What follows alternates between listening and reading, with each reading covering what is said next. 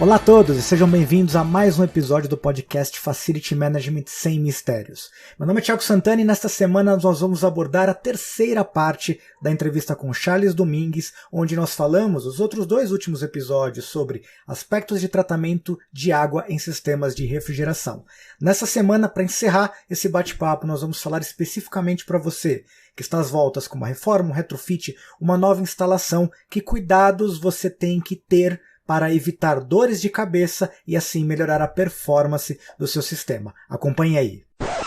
E para as torres, um ponto extremamente importante: micro-organismos, eles precisam de uma superfície para se desenvolverem. Então, biofilme, o limo, incrustações nas paredes, eles são ambientes propícios para que a bactéria se aloje, forme suas colônias e se desenvolva. Então, o cuidado com a limpeza desses ambientes também é extremamente crucial nesse momento. Charles, para a gente começar a encerrar o nosso bate-papo, e certamente a gente vai ter outras oportunidades, porque tem assunto para diversos programas. Grandes passos que a gente já avançou até hoje. Então, eu acho que a gente já conseguiu plantar algumas sementes bacanas na nossa audiência sobre que sinais visuais a gente pode prestar atenção de que indicam que não tem um tratamento, ou mesmo com tratamento em voga, ele não está sendo eficaz do ponto de vista do entupimento, do ponto de vista do embranquecimento. Eu acho que já ficou clara as naturezas dos problemas, a incrustação, a questão da corrosão acelerada e a questão microbiológica de uma forma geral no tocante a monitoramento das condições e, mais importante, entender que cada sistema é diferente em função da qualidade da água que entra, do seu entorno, dos materiais pelo qual ele é composto. Ou seja, está longe de ser uma ciência simples. Ela é fácil, mas ela não é simples. Ela tem diversas variáveis que precisam ser consideradas. Para quem está neste momento pensando ou às voltas com um projeto de um novo sistema, de um grande retrofit, que dicas você pode dar, seja na construção, na tipologia, na disposição de equipamentos, no local de instalação, que certamente lá na frente vai fazer com que a eficácia, a eficiência, a performance dos programas de tratamento sejam maiores, e já acoplando a pergunta, que erros evitar, dos seus mais de 30 anos de experiência, de que fala, olha, foge disso aqui, que esse tipo de coisa é encrenca na seta. Então, para quem está às voltas com reforma retrofit, que caminhos e o que privilegiar e o que evitar para ter uma vida mais tranquila na questão de tratamento de água? É o que eu mais vejo nessa minha carreira, quando você faz o retrofit, quando você faz um upgrade do sistema, instala novas linhas, né? É muito comum você instalar novas linhas ou ter que trocar linhas, trocar máquinas, né? Já que, né, você está fazendo retrofit. Aproveita-se parte da tubulação, ou aproveita-se a máquina e a tubulação não, e aí o que acontece, pessoal? Quando a gente fala que a corrosão ninguém para, ninguém elimina, e também tem coisas que aceleram esse processo corrosivo, né? E só existe corrosão porque tem metais com nobreza diferente. Onde eu quero chegar? Primeira coisa que você vai fazer um retrofit, entenda, o programa de tratamento precisa ser adequado ao teu novo processo. Segundo, se você vai acoplar uma tubulação nova na velha, a tendência é a nova se oxidar, porque ela virou anodo de sacrifício da velha. O que significa isso? Eu vou perder a tubulação nova, porque a velha já está oxidada, já está passivada, já está tratada. Então eu não faço? Não, você pode fazer, mas tem que fazer todo um processo de passivação em conjunto para que essa tubulação nova não sofra processos corrosivos. Nós não estamos falando aqui de incrustação, de funcionamento de torre, não, nós estamos falando de química pura e aplicada agora. É você que está me ouvindo agora. Primeiro, é óbvio, chamar um especialista, não necessariamente somente um tratador de águas, às vezes você precisa de um especialista. Tudo tem um projeto, né? Alguém faz o projeto e alguém instala. Assim funciona?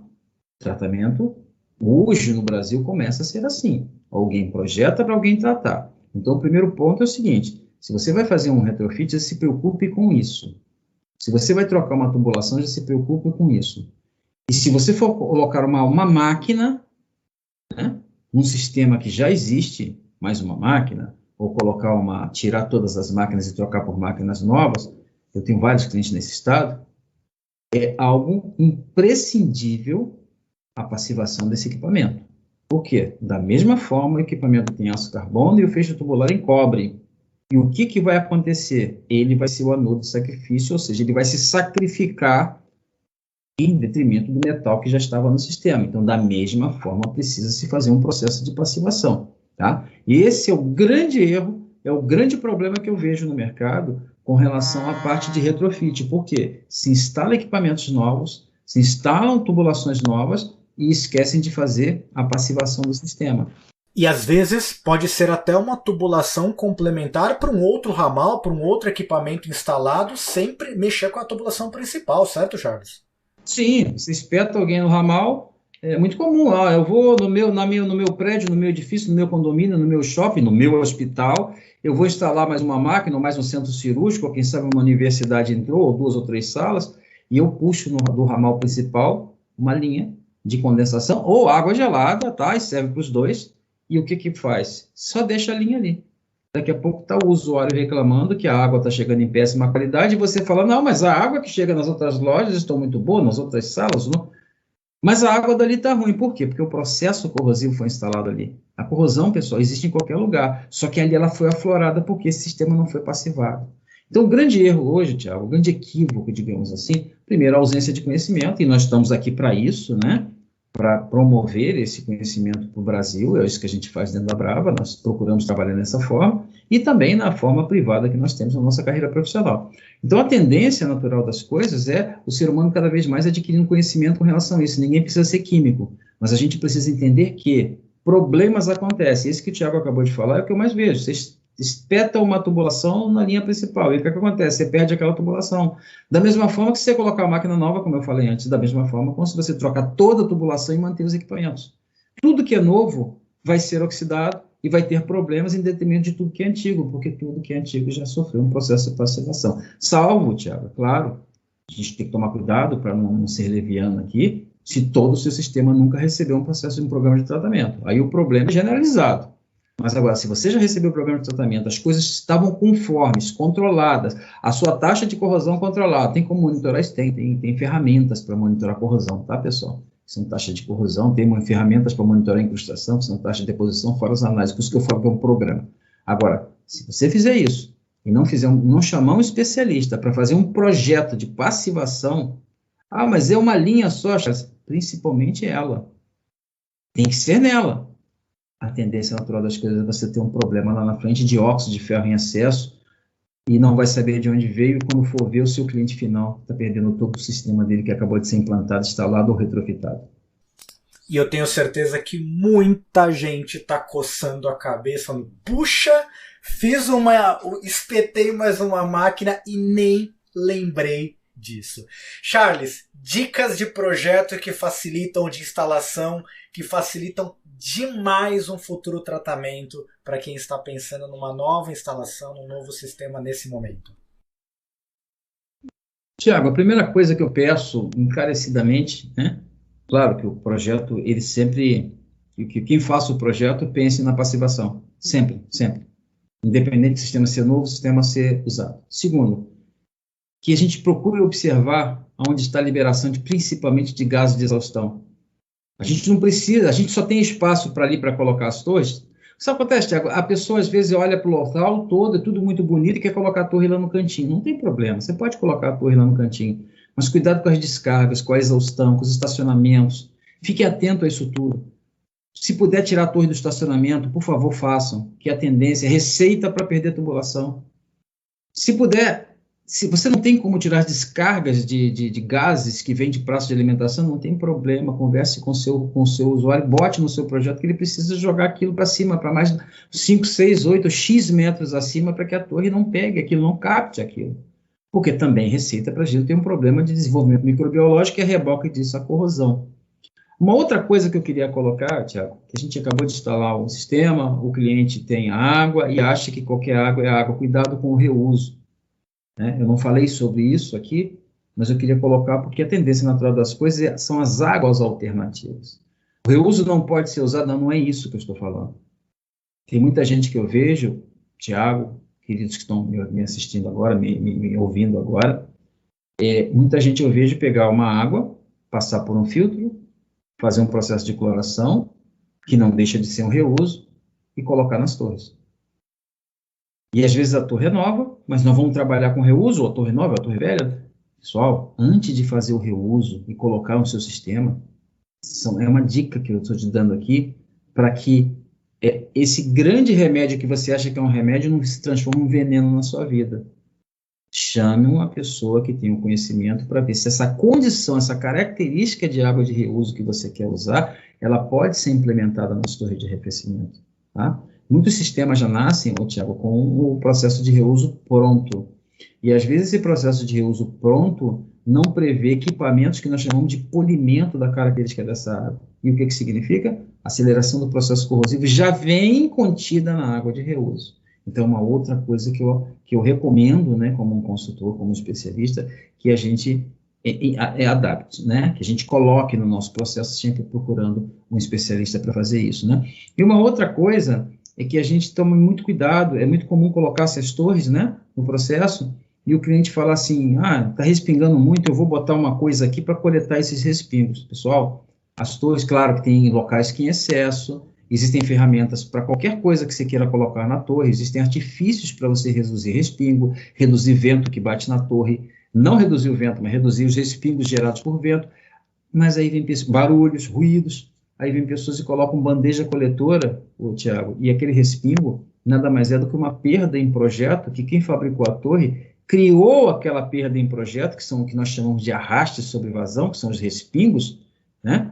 Claro que tem lugares que em excesso, mas eu não estou falando disso, eu estou falando do projeto. Aí a pessoa elimina o respingo e, por sua vez, não tem como o tratador de águas controlar o ciclo de concentração, porque o respingo é uma ferramenta utilizada pelo fabricante dos equipamentos para poder reduzir o ciclo de concentração, porque ele sabe que existem 3 perdas básicas: evaporação, respingo e purga. A purga ele não sabe qual é quem vai fazer o tratador de água, ele não sabe qual é, mas o respingo sim. Então, as torres, por exemplo, que a gente tem por aí, essas torres de tiragem induzida com as aletas do lado, elas têm um respingo que chega a 0,2% da vazão, parece que não é nada, mas é coisa pra caramba. Limita o ciclo de concentração, limita a concentração de sais. E quando você mexe nisso, você mexe no projeto, muda todo o processo, e o tratador de água se perde, não consegue segurar o respingo, e você acha que é um grande negócio, mas na verdade vai ser um grande tiro no seu pé, porque o condensador vai sofrer, os enchimentos vão sofrer, as tubulações vão sofrer. Então, na maioria das vezes, Tiago, fora outras e outras mais, né, condições, onde você está colocando a torre, o que você está fazendo com qual a água que você está colocando no seu tanque de água gelada. Eu tenho um exemplo comigo, em alguns cases no Brasil, Tiago. Para quem não sabe, tanque de água gelada é um termoacumulador, né, aquele tanque gigantesco com milhões de litros de água, geralmente utilizado aí por grandes shopping centers, grandes edifícios, grandes, né, com sistemas muito grandes, ele utiliza esse termoacumulador, que antigamente eram os bancos de gelo, hoje viraram os termoacumuladores base água, chamados TAGs, né, TAG. E aí tem que se encher o tanque com 3 milhões, 4, 5, X milhões. Alguém quer encher com água de concessionária isso? Não. Aí pega qualquer água de caminhão-pipa, enche o tanque, starta o processo e não sabe porque lá na frente tem um problema. Você que está fazendo esse retrofit, você que está instalando esse tanque, consulte um especialista para que você saiba a água que você pode usar. Ou pelo menos, se você colocar qualquer água, que entenda que a mistura dessa água significa uma mistura de sais que a gente precisa conhecer. Porque depois que circulou, depois que encheu o tanque, a aceleração do processo corrosivo, você vai ter 3, 4, 5 milhões de litros de água empurrando por dentro de um sistema, e a água, às vezes, toda contaminada ou toda com tendência a acelerar o processo corrosivo, você não sabe porque essa linha de água gelada furou, ou porque o fancoil do seu lojista, do seu usuário lá no final da planta do escritório, continuou entupindo e perdendo os fancoils e passando comunicados um atrás do outro para você, porque não tem um ar-condicionado decente. Algumas dessas dicas, Thiago, fora outras e outras mais que tem por aí. Charles, um último ponto que eu lembrei era para ter falado antes. Nós abordamos demais aqui na nossa conversa o aspecto da torre de condensação, da troca de água, em função dos volumes que são muito significativos. Mas nós também temos nos chillers a ar. a caixinha lá de compensação, normalmente mais modesta, de 1.000 litros, que faz a reposição do sistema, num volume muito menor do que a troca numa torre de condensação. Minha pergunta é, esses cuidados que nós falamos também se aplicam para esse sistema, para essa parcelinha do sistema, dos equipamentos de condensação a ar? Sim, Tiago, o sistema de condensação a ar, né? Na verdade, você tem lá um chiller a ar, se for um chiller a ar, né? Você tem um sistema de água gelada e a caixa de compensação dele é a ligação do sistema com o ambiente externo. Onde nós vamos chegar? No mesmo caso do sistema de condensação, com uma exceção que eu vou colocar qual é. Posso ter matéria orgânica? Posso. As bactérias, elas se dão no mar morto, para você ter uma ideia. Onde não existe nada, tem bactéria. Tem algumas bactérias que sobrevivem. Então, existem bactérias em qualquer lugar. Só você parar uma água por um tempo que você vai ver que elas existem. É o caso principal de água gelada? Não. Mas qual seria a corrosão? Nós temos água, nós temos sais dentro dessa água, por mais que não sejam tão concentrados como na torre, e nós temos a tal da metalografia diferente. Né? Nós temos um evaporador com feixe tubular em cobre, então a gente tem aceleração do processo corrosivo. Então isso são coisas que nós precisamos entender que há necessidade desse tipo de tratamento sim, com uma diferença para as torres, tá? Eu vou ter incrustação na água gelada e deixar bem claro aqui, pessoal, a definição. Deposição é aquilo que você tira com facilidade, incrustação não sai. Mas por que que eu tenho incrustação na torre e não tenho na água gelada? Já estou afirmando isso para você. Porque eu não tenho evaporação. Se eu não tenho evaporação na água gelada, os sais não elevam-se. E para os sais não se elevarem, se eles não se elevam, eu não tenho sedimentação desses sais. Ou seja, se eu tenho 10 ppm de cálcio, teoricamente a gente vai manter os 10 ppm de cálcio, não vamos ter elevação desse item. Porém, a corrosão, gente, em qualquer tipo de metal, em qualquer lugar desse planeta Terra, vai acontecer. E ela vai ser acelerada ou não. E no sistema de água gelada, ela é tão acelerada quanto um sistema de condensação. Por quê? Porque eu tenho a presença de sais e metais diferentes. Isso basta para a formação de uma pilha, como o Tiago falou no início da passagem. Então, a água gelada, Tiago, se trata com biocidas, os microbicidas, alguns, e também com inibidores de corrosão. Só com um detalhe, pessoal, os inibidores de corrosão são específicos. E quando a gente fala de programa, Tiago, se você me permite, eu não sei se você ia tocar no ponto, se a gente já está terminando ou não, mas eu queria colocar isso. Quando a gente fala de programa, nós estamos falando de que eu falei muito sobre isso, mas não defini. Tanto para condensação quanto água gelada, o que são os programas? São os o conhecimento, né, o survey do sistema, o levantamento do sistema, né, vendo vazão, volume de água, etc., são tanto para água gelada quanto para a parte de condensação. Produtos, monitoramento desse processo, tá? Hoje o monitoramento já é online, na maioria das vezes, antigamente as análises continuam sendo feitas, mas existem itens que podem ser monitorados online, inclusive as curvas do sistema de condensação, elas podem ser realizadas de maneira, na automação também, através de leituras diretas das torres, e na água gelada também pode-se ter a taxa de corrosão, a taxa de deposição, inibidores de corrosão, anóticos e catódicos para o sistema de água gelada, e nesse blend, inibidores para cobre. Por quê? É muito comum, se você lembra, um circuito fechado com pouca renovação de água. Existem elementos que são específicos para corrosão ao cobre, então a gente precisa ter esse cobre muito bem balanceado. Resumindo, Tiago, eu tenho tantos problemas na água gelada, às vezes até mais, em se tratando de um sistema a ar, do que um sistema de condensação, porque aquela água ali eu estou vendo. A água gelada, você só começa a ver o problema ou na análise ou quando você tem um entupimento de filtro Y, quando se abre um registro de um chiller, de uma casa de máquina e começa a ver a água avermelhada. E incrustação, não vai acontecer no sistema de água gelada. Excelente. Charles, delícia de bate-papo. Quem quiser mais informação sobre o programa, sobre o projeto de tratamento de água da Abrava, onde acha mais informação, onde pode recorrer? Você acessa o site da Abrava, né? www.abrava.com.br. Você vai lá em Departamentos Nacionais e vai ter lá o DNTA. O que é o DNTA? Olha que nome sugestivo, pessoal. Departamento Nacional de Tratamento de Águas. Dentro desse Departamento Nacional de Tratamento de Águas da Abrava, né, cujo eu estou presidente, eu sou o fundador também dele, existe lá uma gama de profissionais que debatem mensalmente, né? A reunião é sempre na primeira quinta-feira do mês, às 8h30 da noite. Quem quiser é só mandar um e-mail para cursos@abrava.com.br, cursos@abrava.com.br, que é o e-mail da nossa secretária executiva, porque ela cuida tanto de cursos quanto da parte do DNTA. E lá dentro existe também o CNTA. O que vem a ser isso? É o Comitê Nacional de Tratamento de Águas, que eu também sou fundador e presidente, que é uma coisa diferente, aí já é multidisciplinar. No DNTA tem tratadores de água envolvidos no processo.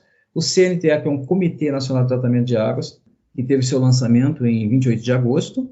É um Comitê Nacional de Tratamento de Águas, onde envolve fabricantes, usuários, universidades, tratadores de água, fornecedores de produtos, equipamentos de dosagem, ou seja, todos os envolvidos, clientes, usuários, todos envolvidos no processo, e nós estamos discutindo ali o quê? Parâmetros nacionais para águas de AVACR, né, ou de HVAC, tá? Do ar-condicionado como um todo, coisa que o Brasil não tem. O Brasil não tem um norte para isso. O Brasil, ele tem noções de parâmetros em função de tudo que eu conversei com vocês no início, sazonalidade, condições do sistema, estado atual do sistema. A gente quer criar um range onde seja para território nacional, tá bom? E também nós vamos lançar, ainda um pouquinho aproveitando a deixa do Tiago, né? Nós estamos lançando também, né? O Conatrat, que vai acontecer lá no mês de outubro. O Conatrat é a Conferência Nacional de Tratamento de Águas. O que vem a ser isso? Eu convido vocês para comparecerem, assistirem, vai ser um evento híbrido, em princípio, onde teremos vários debatedores, várias palestras, todas elas em cima do Departamento de Águas. E se você me permite, Tiago, eu queria falar um pouco da FEBRAVA, que vai acontecer, está confirmado, é mês de novembro. Eu acho que o teu canal é fantástico para isso, para as pessoas saberem que a FEBRAVA é uma feira do ar-condicionado. E onde eu quero chegar? Dentro da FEBRAVA existe o congresso, que é o Combrava. Existe um tema somente de tratamento de águas, onde eu estarei lá palestrando um tema que menciona tratamento de águas e eficiência energética. E, aliado ao Combrava, existe a mesa redonda de tratamento de águas, onde eu estarei coordenando essa mesa junto com vários debatedores sobre o tema, e será ao vivo, com direito a perguntas, respostas, cases, etc. Ou seja, o tratamento de água entrou em voga no Brasil. Nós, hoje, trabalhamos o tratamento de água como uma necessidade, não como uma coisa en passant que se compra porque alguém compra. Não. O tratamento de águas hoje tem uma ligação direta com o PMOC, direta com a Resolução 09 da Anvisa. O tratamento de águas hoje, ele não é um coadjuvante, tá? Ele anda de braços dados com o projeto, com a operação e com a qualidade do ar de um processo de ar-condicionado de arrefecimento central. Charles, e para quem estiver interessado nos trabalhos, no seu projeto de consultoria, onde o pessoal pode encontrar mais informações? Já no projeto de consultoria, existe meu LinkedIn, minha rede social, mas passa um e-mail para charles@cdominguesconsultoria.com.br, repetindo, esse C é de Charles, tá, pessoal? cdominguesconsultoria.com.br, ou, se você me permitir, Tiago, no telefone 21 99989 5386, 21 99989 5386. Aí a gente pega os canais de rede social, LinkedIn, Twitter, Facebook e outros mais. Todas as informações, os links para o site da Abrava, para o site do comitê, o LinkedIn do Charles vão estar na descrição desse podcast. Charles, quero agradecer demais esse delicioso bate-papo. Certamente a gente abriu uma luz na cabeça de vários gestores de facility, vários gestores de propriedade sobre esse tema tão relevante. Para você que está nos ouvindo, não esqueça de curtir e compartilhar este episódio, e fique atento que semana que vem tem mais Facility Management sem mistérios para vocês. Um grande abraço e até a próxima!